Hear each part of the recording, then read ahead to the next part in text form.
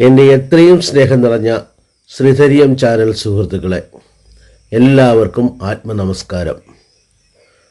സുഹൃത്തുക്കളെ, ഇന്ന് നമുക്ക് ഗണ്ഡാന്ത ദോഷങ്ങൾ അഥവാ secret keys to open a horoscope, അതായത് നമ്മളുടെ ജാതകം, നമ്മളുടെ ആരൂഢം, നമ്മൾ പൊതുവെ വിശ്വസിക്കുന്നത് ഈ 5 കാര്യം, പഞ്ചാംഗത്തിലുള്ള 5 കാര്യങ്ങളെപ്പറ്റി മാത്രമേ നമ്മൾ ചിന്തിക്കുന്നുള്ളൂ. അതായത് ഗ്രഹങ്ങൾ, നക്ഷത്രങ്ങൾ, തിഥി, അതുപോലെ യോഗങ്ങൾ, അതുപോലെ കരണങ്ങൾ, ഇങ്ങനെയാണ് നമ്മൾ ചിന്തിക്കാറുള്ളത്.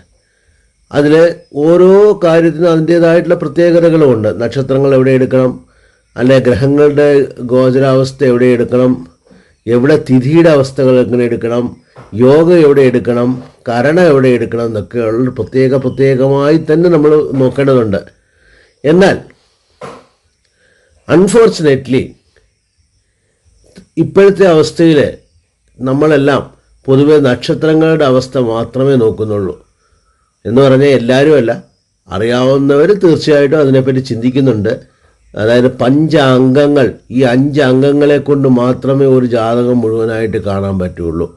ഒരു നക്ഷത്രത്തിനെ പറ്റിയോ, അല്ലെങ്കിൽ ഒരു യോഗത്തിനെ പറ്റിയോ, അല്ലെങ്കിൽ ഒരു കരണത്തെ പറ്റിയോ, അല്ലെങ്കിൽ ഒരു തിഥിയെ പറ്റിയോ, എന്തിനെപ്പറ്റി ഇത് മാത്രം, അതായത് പർട്ടിക്കുലറായിട്ട് മാത്രം എടുത്ത് ചെയ്താൽ അതൊരു നല്ല കംപ്ലീറ്റ് ആയിട്ടുള്ള ജാതകം എന്ന് പറയാൻ പറ്റില്ല. ഇവിടെയാണ് നമുക്ക് പലർക്കും പല പാളിച്ചകളും പറ്റുന്നത്. അപ്പം നമ്മൾ ഇപ്പോൾ ഉദാഹരണമായിട്ട് പറയാം, നമ്മൾ കുറച്ച് നാളുകൾ കൊണ്ട് പറയുന്നുണ്ട് ആ ഗുരു വന്നിട്ടുണ്ട്, അല്ലെങ്കിൽ ശുക്രൻ പിന്നെ ശനി മാറിയിട്ടുണ്ട്, അല്ലെങ്കിൽ രാഹുകേതുക്കൾ ഗോചരത്തിൽ മാറിയിട്ടുണ്ട്. എല്ലാം ശരിയാണ് സുഹൃത്തുക്കളെ, ഇതിനൊക്കെ അതിൻ്റേതായിട്ടുള്ള വാല്യൂ ഉണ്ട്, അതിന് സംശയമൊന്നുമില്ല. പക്ഷേ ഒരു കാര്യം നിങ്ങൾ ആലോചിക്കുക, ഇത് വളരെ മിനിമം ഒരു 10% താഴെയുള്ളൂ ഇത് നമ്മുടെ ജീവിതത്തിൽ എഫക്റ്റ് ചെയ്യുന്നത്. അതിനേക്കാൾ കൂടുതൽ കാര്യങ്ങൾ എഫക്റ്റ് ചെയ്യുന്ന നമ്മുടെ ജാതകം, നമ്മുടെ ആരൂഢം ഉണ്ടല്ലോ, ആ ആരൂഢം 30% അതുപോലെ നമ്മുടെ ദശാഭുക്തി എന്ന് പറയുന്നില്ലേ, ദശയും നമ്മുടെ അന്തരവും ഒക്കെ ഇല്ലേ, അതെന്ന് പറയുന്നത് എന്താ അറിയാമോ, 30%. പിന്നെ ബാക്കിയുള്ള കാര്യങ്ങളുണ്ട്, അതെല്ലാം കൂടെ ചേർത്ത്, അതായത് ദൈവിക കാര്യങ്ങൾ, മറ്റുള്ള കാര്യങ്ങളെല്ലാം ചേർത്ത് 30%. ഇതൊക്കെ എങ്ങനെയാണ് നമ്മൾ കണ്ടുപിടിക്കുക? ഇതിനെല്ലാം അതിൻ്റേതായിട്ടുള്ള കാര്യങ്ങൾ നമ്മുടെ ആചാര്യന്മാർ പറഞ്ഞിട്ടുണ്ട്. നിങ്ങൾ കേട്ടിട്ടുണ്ടാകും ഗണ്ഡാന്തങ്ങളെ പറ്റി. തീർച്ചയായിട്ടും നമ്മുടെ മലയാള ജ്യോതിഷ ഗ്രന്ഥങ്ങളിൽ ഇത് ഗണ്ഡാന്തങ്ങളെ പറ്റി പറയുന്നുണ്ട്. അതായത് അശ്വതി മകം മൂലം ഈ നാളുകളുടെ ആദ്യത്തെ 15 നാഴികയും ആയില്യം കേട്ട രേവതി ഇവയുടെ ഒടുവിലത്തെ 15 നാഴികയും ഗണ്ഡാന്തം എന്ന് പറയുന്നു. മനസ്സിലായില്ലേ?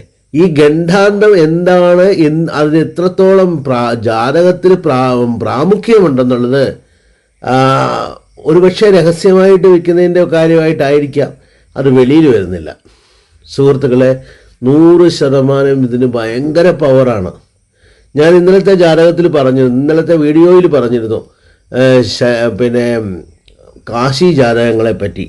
ഈ നമ്മുടെ ഒരു ജാതകം നമ്മളുടെ കയ്യിൽ കിട്ടിക്കഴിഞ്ഞാൽ ആദ്യം നമ്മൾ ചെയ്യുന്നത് എന്താ, അതിൽ തന്നിരിക്കുന്ന പിന്നെ ബർത്ത് ടൈം കറക്റ്റാണോ എന്ന് നമ്മളൊന്ന് നോക്കും.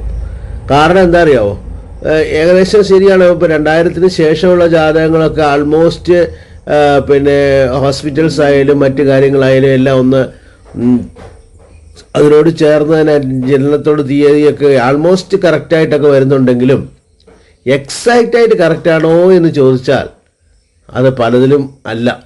കാരണം നമ്മളുടെ പിന്നെ ആ ഒരു ശരീരത്തിൽ ആദ്യത്തെ കിട്ടുന്ന ആ ശ്വാസം ഇല്ലേ, കുഞ്ഞിന് കിട്ടുന്ന ശ്വാസം, ആ ശ്വാസം ഉള്ളിൽ പോയി പിന്നെ ആ ഒരു എനർജി, അതായത് നമ്മളിപ്പോൾ എല്ലാം ഈ അസ്ട്രോളജി എന്ന് പറയുന്നത് ഒരു എനർജിയുടെ കൺസെപ്റ്റിലാണ് പോകുന്നത്. അപ്പോൾ ആ എനർജി ഫസ്റ്റ് കോസ്മിക്കിൽ എന്താണ് നമുക്ക് ശരീരത്തിലേക്ക് കയറുന്നത്, അല്ലെങ്കിൽ അത് നമ്മളുമായിട്ട് തുടർബ് കൊള്ളുന്നത്, തീർച്ചയായിട്ടും അത് ബന്ധമുണ്ട്. അപ്പോൾ അത് വെച്ചിട്ട് കറക്റ്റായിട്ട് ആ ഒരു ലെവൽ, ആ കറക്റ്റ് ടൈം നമുക്ക് കിട്ടാൻ വളരെ ബുദ്ധിമുട്ടാണ്. അപ്പം ആ കറക്റ്റ് ടൈം കണ്ടുപിടിക്കുക എന്നുള്ളതാണ് ഒരു ജ്യോതിഷൻ്റെ ആദ്യത്തെ പരിപാടി എന്ന് പറയാം. അത് എടുത്ത ശേഷം അത് വെച്ച് അത് അത്ര ആക്യുറേറ്റ് ആയിട്ട് തന്നെ എടുക്കണം. ഇപ്പം ഞങ്ങളൊക്കെ എന്ന് പറഞ്ഞാൽ KP അസ്ട്രോളജി എന്ന് പറഞ്ഞാൽ ഒരു വളരെ എന്താ പറയുന്ന ഒരു ഈ അസ്ട്രോളജിയിൽ തന്നെ ഒരു അത്ഭുതകരമായിട്ടുള്ള ഒരു മാറ്റങ്ങൾ ഉണ്ടാക്കിയ ഒരു ജാതക രീതിയാണത്. അത് നമ്മുടെ ഇപ്പോൾ ജാതകത്തിലെ സാധാരണഗതിയിലെ ഒരു രാശി 9 കാൽ നക്ഷത്രങ്ങളുടെ ടോട്ടൽ 9. ഇപ്പോൾ വേണമെന്ന് എടുത്തു കഴിഞ്ഞാൽ അശ്വതി, ഭരണി, അങ്ങനെ 4 പ്ലസ് കാർത്തികയുടെ 1, ഇങ്ങനെ നമ്മളൊരു 9 കാല്, ആ 9 കാലിലൂടെ നമ്മൾ തീരുകയാണ്. നമ്മളത് അത്രേ നോക്കുന്നുള്ളൂ. പക്ഷെ അങ്ങനെ അല്ല, അതിനെ വീണ്ടും വിഭജിക്കാം. ഓരോ കാലിനെയും ഓരോ അശ്വതി ഒന്നെന്നുള്ളതിനെ വീണ്ടും വിഭജിക്കാം. കാരണം ഇത് നിങ്ങൾക്ക് മനസ്സിലാകണമെന്നുണ്ടെങ്കിൽ നമ്മുടെ ഈ പിന്നെ ഇരട്ടകളല്ലേ, ഇരട്ടകൾക്ക് എങ്ങനെയാണ് ഒരേമാതിരി ക്യാരക്ടർ വരാത്തത്? എന്താ ഒരേമാതിരി അവർക്ക് എന്താ മുന്നോട്ടുള്ള ജീവിതം വരാത്തത്? എന്താ ആൾമോസ്റ്റ് വ്യത്യാസമൊക്കെ തന്നെ ആയിരിക്കും. അതൊക്കെ ഇതെന്താ സംഭവിക്കുന്നത്? അപ്പോൾ നിങ്ങൾ പറയത്തില്ല നിങ്ങൾ 6-10 ജനിച്ചു എന്ന് പറഞ്ഞാൽ 6-10 രണ്ടുപേരും ഒരേമാതിരിയാണോ ജനിക്കുന്നത്? അല്ലെ 6-9, 6-10 നമ്മുടെ കൺവെൻഷൻ ജാതകത്തിൽ ഒരേ ജാതകമായിട്ടല്ലേ കാണുന്നത്?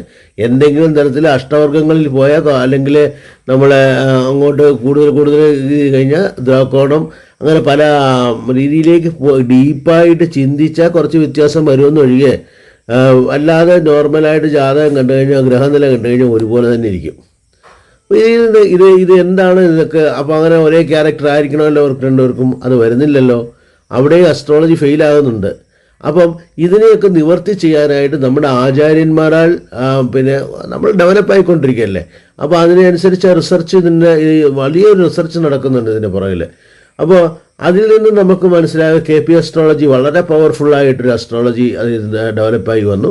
അതിനുശേഷം അതിൻ്റെ അടുത്ത സ്റ്റെപ്പ് ഇപ്പോൾ DNA അസ്ട്രോളജി വന്നു. അപ്പം ഇതെല്ലാം ഏകദേശം എല്ലാം അറിഞ്ഞിരിക്കണം. ഏകദേശം നമുക്ക് എല്ലാം അറിയാതെ കംപ്ലീറ്റ് ആയിട്ട് അറിയുക എന്നുള്ളത് നടക്കുന്ന കാര്യമല്ല. എന്നാലും ഓൾമോസ്റ്റ് നമുക്ക് ഇതിൻ്റെയൊക്കെ ഒരു വ്യത്യാസം എന്താണ്, എങ്ങനെയാണ് പോകുന്നത്, ഇതെങ്ങനെ നമ്മളുടെ ഇപ്പോഴത്തെ മോഡേൺ സിസ്റ്റവുമായിട്ട് ചെയ്ത് അതിനെ എങ്ങനെ ഡെവലപ്പ് ചെയ്തെടുക്കുക, അല്ലെങ്കിൽ എങ്ങനെ കണ്ടുപിടിക്കാമെന്നൊക്കെ ഉള്ള ഒരു രീതിയിൽ ഒരുപറ്റം ജ്യോതിഷികൾ പോകുന്നുണ്ട്. അപ്പം അവരുടെ കൂട്ടായ ഫലത്തിൻ്റെ ഇതെന്താണെന്നറിയാമോ? നമുക്ക് യഥാർത്ഥമായിട്ടുള്ള ഒരു അതായത് ബർത്ത് ടൈം റെക്ടിഫിക്കേഷൻ ചെയ്യാം എന്ന് പറഞ്ഞാൽ. അപ്പോൾ നിങ്ങൾ ചോദിക്കുക എങ്ങനെ ബർത്ത് ടൈം തോന്നുന്ന പോലെ അങ്ങ് ചെയ്താൽ മതിയൊന്നും അല്ല. നമ്മുടെ 9ാം ഭാവത്തിലെ സബ്ലോഡുമായിട്ട് ബന്ധപ്പെട്ട് കാൽക്കുലേറ്റ് ചെയ്താൽ തീർച്ചയായിട്ടും നമ്മുടെ പിതൃഭാവമാണ് 9ാം ഭാവം. ആ 9ാം ഭാവമായിട്ട് കാൽക്കുലേറ്റ് ചെയ്ത് ഒരേമാതിരി അതിൻ്റെ ഒരു കോമ്പിനേഷൻസ് ഏകദേശം ഒരേമാതിരി വന്നാൽ തീർച്ചയായിട്ടും അതൊരു എന്താണ്, അത് യഥാർത്ഥമായിട്ടുള്ള ജാതകമാണെന്ന് നമുക്ക് പറയാം. അപ്പോൾ അങ്ങനെ കണ്ടുപിടിച്ച ശേഷം അടുത്തത് നമ്മളിലേക്ക് പോകുന്ന ഗണ്ഡാണ്ഡ ദോഷങ്ങളിലേക്കാണ്. ഈ ഗണ്ഡാണ്ഡ ദോഷങ്ങൾ എന്ന് പറയുന്നത് ആദ്യം പറഞ്ഞില്ല, കാശി ജാതകം നമ്മൾ ഇന്നലെ നോക്കി, ഓക്കെ, അത് കഴിഞ്ഞു, അതില്ല, ഓക്കെ, നമുക്ക് മാറ്റി വയ്ക്കാം, വളരെ ഗുഡ്, നല്ല കാര്യം. അടുത്തത് നമ്മൾ നോക്കുന്നത് ഗണ്ഡാണ്ഡ ദോഷങ്ങൾ. ഈ 6 സീക്രട്ട് കീസ് എന്ന് ഞാൻ ഉദ്ദേശിക്കുന്നത് എന്താണെന്ന് വെച്ചാൽ, ഗണ്ഡാണ്ഡ ദോഷങ്ങളിലെ ദേവതാശാപം, പിതൃശാപം, ഗുരുശാപം, വിധവാശാപം, ഗർഭിണിശാപം, കന്നിശാപം, ഇങ്ങനെയുള്ള 6 ശാപങ്ങളുണ്ട്. ഈ ശാപങ്ങൾ എവിടെ നിന്ന് വന്നു എന്നറിയാമോ? നമ്മുടെ കഴിഞ്ഞ ജന്മത്തിന് നമ്മളെപ്പോഴും എല്ലാ വീഡിയോസിലും പറയുന്ന പോലെ കഴിഞ്ഞ ജന്മത്തെ നമ്മുടെ തുടർവ് കൊണ്ടുള്ള, നമ്മുടെ ജന്മത്തിലെ ജീവിതത്തിൻ്റെ വ്യത്യാസങ്ങൾ കൊണ്ടുള്ള ശാപങ്ങളാണിതെല്ലാം. അപ്പോൾ അതിനൊക്കെ ഓരോന്നിനെപ്പറ്റിയും ഞാൻ തീർച്ചയായിട്ടും ഓരോ വീഡിയോകളിലായിട്ട് നിങ്ങൾക്ക് പറയാൻ ആഗ്രഹിക്കുന്നുണ്ട്. ഇപ്പോൾ നമുക്ക് ഏറ്റവും പവർഫുള്ളായിട്ടുള്ള ഈ ശാപങ്ങളിൽ തന്നെ ഗ്രേഡുകളുണ്ട്. ഏറ്റവും സ്ട്രോങ് ആയിട്ടുള്ളത് ദേവതാശാപമാണ്. ഈ ദേവതാശാപം എന്ന് പറയുന്നത് നമ്മൾ ഒരു കണക്കിന് പറഞ്ഞു കഴിഞ്ഞാൽ നമ്മളെ പോസ്റ്റ് ഗ്രാജുവേഷൻ്റെ ശാപത്തിൻ്റെ പോസ്റ്റ് ഗ്രാജുവേഷൻ എന്ന് പറയാം. എന്ന് പറഞ്ഞാൽ UKG മുതൽ ഓരോ ശാപങ്ങൾ തുടങ്ങി പല ജന്മങ്ങളായിട്ട് തുടങ്ങി ചേർത്ത് വെച്ച് അതിൻ്റെ ആ മാക്സിമത്തിൽ വരുന്ന സ്ഥലമാണ് ദേവതാശാപം. ഈ ദേവതാശാപം ഉള്ളവർക്ക് എന്താ സംഭവിക്കാമെന്നറിയാമോ? നിങ്ങൾ പഞ്ചമഹാപുരുഷ യോഗങ്ങളുണ്ട്, കേസരി യോഗമുണ്ട്, ആനയുണ്ട്, പൂനയുണ്ടെന്നൊന്നും പറഞ്ഞിട്ട് അതിനിടയ്ക്ക് നടക്കത്തില്ല. ഇതെല്ലാം അവിടെ ഒരു സൈഡിലിരിക്കത്തേ ഉള്ളൂ. ഇതൊന്നും വർക്കൗട്ട് ആകത്തില്ല. അപ്പോൾ അതെന്താണെന്ന് അതിൻ്റെ ഒരു കാരണം ദേവതാശാപമായിരിക്കും. ഈ ദേവതാശാപം നമ്മുടെ ജാതകത്തിൽ കണ്ടുപിടിക്കുന്നതിന് പല വിധങ്ങൾ നമ്മുടെ ദേവജ്ഞന്മാർ, നമ്മുടെ ആചാര്യന്മാർ നമുക്ക് പറഞ്ഞു തന്നിട്ടുണ്ട്. അതിൽ ഒന്നാണ് അശ്വതി 1-ലുള്ള, അതായത് ഇപ്പം കണ്ടാലും നമ്മൾ പറഞ്ഞില്ല, അശ്വതി 1-ൽ നിൽക്കുന്ന ഗ്രഹങ്ങളുടെ അവസ്ഥ. അശ്വതി ഒന്നിൽ നിൽക്കുന്ന ഗ്രഹങ്ങൾ ഏത് ഗ്രഹങ്ങളും ആകാം. നമുക്ക് 9 ഗ്രഹങ്ങളുണ്ട്. 9 ഗ്രഹങ്ങൾക്ക് 9 തരത്തിലുള്ള ദേവതാശാപ ദോഷങ്ങൾ നമുക്ക് മനസ്സിലാക്കാൻ പറ്റും. അല്ല ദേവതാശാപം ഒന്ന് മാത്രമല്ല, അല്ലെങ്കിൽ ദേവതാശാപത്തിന് ഒരു പരിഹാരമല്ല. അപ്പോൾ ഏത് ഗ്രഹമാണോ അശ്വതി ഒന്നിൽ നിൽക്കുന്നത്, ആ അശ്വതി ഒന്നിൽ നിൽക്കുന്ന ആ ഗ്രഹത്തിൻ്റെ യഥാർത്ഥ സ്വഭാവം എന്താണ്, അതെങ്ങനെ ആ ജാതകത്തിനെ ബാധിക്കാൻ പോകുന്നു എന്ന് ഒരു നല്ല ആചാര്യനെ കണ്ട്, ജ്യോതിഷാചാര്യനെ കണ്ട് ഡീപ്പായിട്ട് അതിനെപ്പറ്റി അനലൈസ് ചെയ്ത് അതിനുള്ള യഥാർത്ഥ പരിഹാരം കണ്ടുപിടിച്ച് ചെയ്താൽ, പരിഹാരം ചെയ്യുമ്പം തീർച്ചയായിട്ടും ആത്മാർത്ഥമായിട്ട് ചെയ്യണം. അല്ലാതെ നമുക്ക് ആർക്കാണ്ടോ വേണ്ടിയിട്ട് ദയവ് ചെയ്ത് ചെയ്യാതിരിക്കുക. കാരണം ആത്മാർത്ഥമായി ചെയ്താൽ മാത്രമേ, നമുക്ക് വേണ്ടിയിട്ടാണ് നമ്മൾ ചെയ്യുന്നത്, ജ്യോത്സ്യന് വേണ്ടിയിട്ടല്ല ചെയ്യുന്നത്. അല്ലെങ്കിൽ ജ്യോത്സ്യന് കുറച്ച് ഫീസ് കൊടുത്തുകൊണ്ട് ഇനി അദ്ദേഹമാണ് നമ്മുടെ രോഗങ്ങളെല്ലാം മാറ്റിത്തരേണ്ടതെന്നൊന്നും ദയവേത് ചിന്തിച്ചേക്കരുത്. അവർക്ക് ഗൈഡ് ചെയ്യാൻ മാത്രമേ പറ്റുള്ളൂ. നിങ്ങളെ ഗൈഡ് ചെയ്തു, നിങ്ങൾക്ക് ഇങ്ങനെയാണ് സംഭവിക്കാൻ പോകുന്നത്, അല്ലെങ്കിൽ നിങ്ങൾക്ക് ഇത് സംഭവിക്കാൻ ചാൻസ് കൂടുതലാണ്. അപ്പോൾ എന്താ നിങ്ങൾക്ക് ഇങ്ങനെയാണ് നമ്മുടെ ആചാര്യന്മാർ ഇതിന് പരിഹാരങ്ങൾ ചില ക്ഷേത്രങ്ങൾ പറഞ്ഞിട്ടുണ്ട്, അല്ലെങ്കിൽ ചില തരത്തിലുള്ള തന്ത്രവിദ്യകൾ പറഞ്ഞു തന്നിട്ടുണ്ട്, അല്ലെങ്കിൽ ചില തരത്തിലുള്ള എന്താ പറയുന്നത് ദോഷനിവാരണ രീതികൾ, കർമ്മദോഷങ്ങളെ മാറ്റാനുള്ള വേറെ രീതികൾ പറഞ്ഞു തന്നിട്ടുണ്ട്. അല്ലെന്നുണ്ടെങ്കിൽ ചില തരത്തിലുള്ള ഫ്ലവർ മെഡിസിൻസ് പറഞ്ഞിട്ടുണ്ട്. അപ്പം ഇതെല്ലാം നമ്മുടെ ആചാര്യന്മാർ കണ്ടുപിടിക്കപ്പെട്ട് പല താളിയോല ഗ്രന്ഥങ്ങളിൽ നിന്നും പലതും ക്രോഡീകരിച്ച് ജ്യോതിഷാചാര്യന്മാരാൽ ഒരു നിയമത്തിലേക്ക് എത്തുകയാണിപ്പോൾ.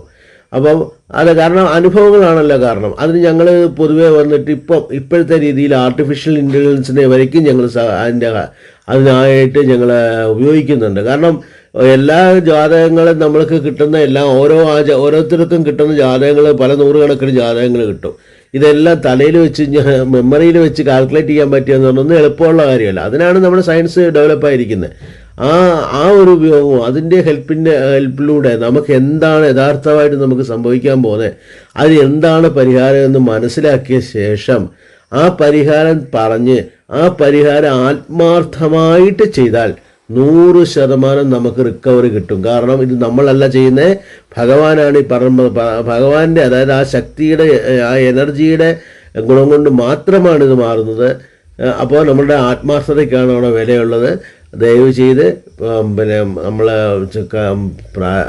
പരിഹാരം ചെയ്യാൻ പോകുമ്പം വളരെ കെയർഫുള്ളായിട്ട് ചെയ്യണം. വളരെ തടസ്സങ്ങളുണ്ടാകും, നമ്മളെക്കൊണ്ട് ചെയ്യാൻ സമ്മതിക്കത്തില്ല, നമ്മളെക്കൊണ്ട് ജാതകം നോക്കാൻ സമ്മതിക്കത്തില്ല. കാരണം ഇതൊക്കെ ഇപ്പോഴത്തേക്ക് നമ്മുടെ യഥാർത്ഥമായിട്ട് നമ്മൾ അനുഭവിക്കേണ്ടതാണ്. അപ്പോൾ അത് അനുഭവിക്കാനായിട്ടുള്ള യോഗമുള്ളവർ ഇത് അനുഭവിക്കാനായിട്ട് മാക്സിമം നമ്മളെ പറഞ്ഞു വിടും. പിന്നെ അതിനേക്കാൾ നമ്മുടെ ആ വിൽ പവർ കൊണ്ട് അതിനെല്ലാം ഓവർകം ചെയ്ത് ആത്മാർത്ഥമായിട്ട് ആ എനർജിക്ക്, ഇപ്പോൾ ഉദാഹരണമായിട്ട് ഞാനിപ്പോൾ പറഞ്ഞുള്ള ദേവതാശാപം എന്ന് പറയുന്നല്ലോ, ദേവതാശാപത്തിൽ അശ്വതിയിൽ ശനി ഭഗവാൻ നിൽക്കുകയെന്ന് വെച്ചോ, അപ്പോൾ അങ്ങനെ തന്നെയെന്ന് വിചാരിച്ചോ. അങ്ങനെയാണെന്നുണ്ടെങ്കിൽ നിങ്ങൾക്ക് പോകേണ്ട ക്ഷേത്രം ഞാനിപ്പോൾ പറയാം, പ്രളയകാളേശ്വര ക്ഷേത്രം. ഈ പ്രളയകാളേശ്വര ക്ഷേത്രം എന്ന് പറയുന്നത് ഏകദേശം തഞ്ചാവൂരിൽ നിന്ന് 15 കിലോമീറ്റർ അപ്പുറത്തുള്ള ക്ഷേത്രമാണ്. തീർച്ചയായിട്ടും അത്ര വലിയൊരു ക്ഷേത്രം എന്നൊന്നും പറയാൻ പറ്റില്ല, പക്ഷേ അവിടെയാണ് അതിൻ്റെ രഹസ്യം കൂടിയിരിക്കുന്നത്. ഇത് ഞാനെടുത്ത കാര്യമല്ല കേട്ടോ. ഇത് വന്നിട്ട് പലതരത്തിലുള്ള ഈ ഞാൻ പറഞ്ഞില്ലേ ആചാര്യന്മാരാൽ അത് ക്രോഡീകരിക്കപ്പെട്ട് അത് ഞങ്ങളെന്ന് പറഞ്ഞാൽ ഞങ്ങളിപ്പോൾ അത് റിസർച്ച് ചെയ്തുകൊണ്ടിരിക്കുന്ന ആൾക്കാരെന്ന് വെച്ചാൽ മതി. അപ്പം ഞങ്ങൾക്ക് തന്നപ്പെട്ടിരിക്കുന്ന കാര്യങ്ങളാണ്. അപ്പം ആ പർട്ടിക്കുലറായിട്ട് ശനി ഭഗവാൻ അശ്വതി ഒന്നിൽ നിൽക്കുന്നത് കൊണ്ട് നിങ്ങൾക്ക് തീർച്ചയായിട്ടും അവിടെ പോയി ആ പറയുന്ന പരിഹാരങ്ങൾ ചെയ്യേണ്ട പോലെ ചെയ്താൽ, ചെയ്യേണ്ട പോലെ വ്രതമെടുത്ത് ചെയ്യേണ്ട പോലെ കാര്യങ്ങൾ ചെയ്തു കഴിഞ്ഞാൽ പിന്നെ ഭഗവാന്റെ കാരുണ്യത്താൽ നമുക്ക് വന്നിട്ട് ആ ശാപം ഒഴിഞ്ഞു പോകും. അല്ലെങ്കിൽ ആ ശാപത്തിൻ്റെ ശക്തി കുറച്ച് അറ്റ്ലീസ്റ്റ് നമുക്ക് നമ്മളെ ജീവിക്കാനുള്ള ഒരു വഴി ഉണ്ടാക്കി തരും. അല്ല ഞാൻ പറയുന്നില്ല ദേവതാശാപം അങ്ങോട്ട് മാറ്റി പിറ്റേ ദിവസം ഇങ്ങോട്ട് വന്നു കഴിഞ്ഞാൽ ഉടനെ അതുവരെ നമുക്ക് 1 രൂപയ്ക്ക് വരുമാനം ഇല്ലാത്തവരൊക്കെ 100 കോടി രൂപ ലോട്ടറി കിട്ടുമെന്നൊന്നും ഞാൻ പറയാൻ പറ്റത്തില്ല. പക്ഷേ നമുക്ക് ജീവിക്കാനുള്ള ഒരു വഴി, ഒരു സോഴ്സ് തീർച്ചയായിട്ടും ഭഗവാനാൽ തരപ്പെടും. നമുക്കതിൽ ആത്മാർത്ഥമായിട്ട് മുന്നോട്ട് പോകാൻ പറ്റും. അപ്പോൾ സുഹൃത്തുക്കളെ, ഇതാണ് ദേവതാശാപത്തിനുള്ള നിവർത്തി. ഞാൻ പറഞ്ഞു പ്രളയകാളേശ്വര ക്ഷേത്രമാണ് അത്. ദേവതാശാപത്തിന് അശ്വതി 1 ശനി ഭഗവാൻ നിൽക്കുന്നത് കൊണ്ടുള്ള അതുപോലെ എല്ലാ ഗ്രഹങ്ങൾക്കും പ്രത്യേക ക്ഷേത്രങ്ങളുണ്ട്. അതിനുള്ള പരിഹാര വിദ്യകളും മാറും. ഇപ്പം ഉദാഹരണത്തിന് ശനി ഭഗവാൻ അശ്വതി 1 നിൽക്കുന്നെങ്കിൽ അതിനൊരു ചില കാര്യങ്ങൾ അവിടെ ചെയ്യണം, പ്രളയകാളേശ്വര ക്ഷേത്രത്തിൽ ചെയ്യണം. ഈ പ്രളയകാളേശ്വര ക്ഷേത്രം എന്നറിയാമല്ലോ, പ്രളയം ഉണ്ടാകുന്ന കാലത്ത് ഭഗവാൻ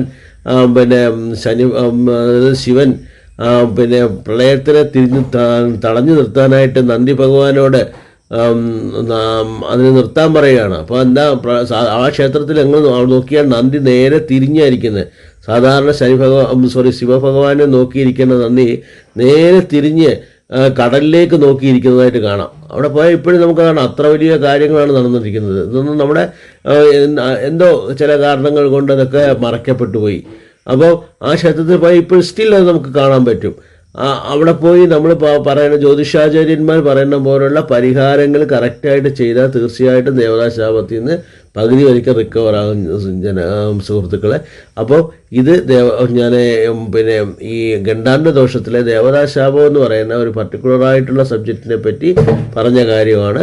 ഇനിയും അടുത്തടുത്ത് വരുന്ന വീഡിയോകളിൽ ഗണ്ടാണ്ട ദോഷങ്ങളുടെ വിവിധ തരത്തിലുള്ള കാര്യങ്ങൾ ഞാൻ പറയാമെന്ന് ഉദ്ദേശിക്കുന്നു. ദയവ് ചെയ്ത് എൻ്റെ വീഡിയോ തുടർന്ന് കാണുക. പഴയ എന്തെങ്കിലും സംശയമുണ്ടെങ്കിൽ പഴയ വീഡിയോകൾ ശ്രദ്ധിക്കുക. ഇനിയും എനിക്ക് നിങ്ങളുടെ ഷെയറും, അതായത് എൻ്റെ വീഡിയോസിൻ്റെ ഷെയറും ലൈക്കും വളരെ ആവശ്യമാണ്. നിങ്ങളുടെ ഇത്തരത്തിലുള്ള ഹെൽപ്പ് എനിക്കും ഇത് കഷ്ടപ്പെടുന്ന പല സഹോദരങ്ങൾക്കും ഒരു ഹെൽപ്പ് ആകുമെന്ന് ഞാൻ വിശ്വസിക്കുന്നു. എന്നാൽ നമസ്കാരം.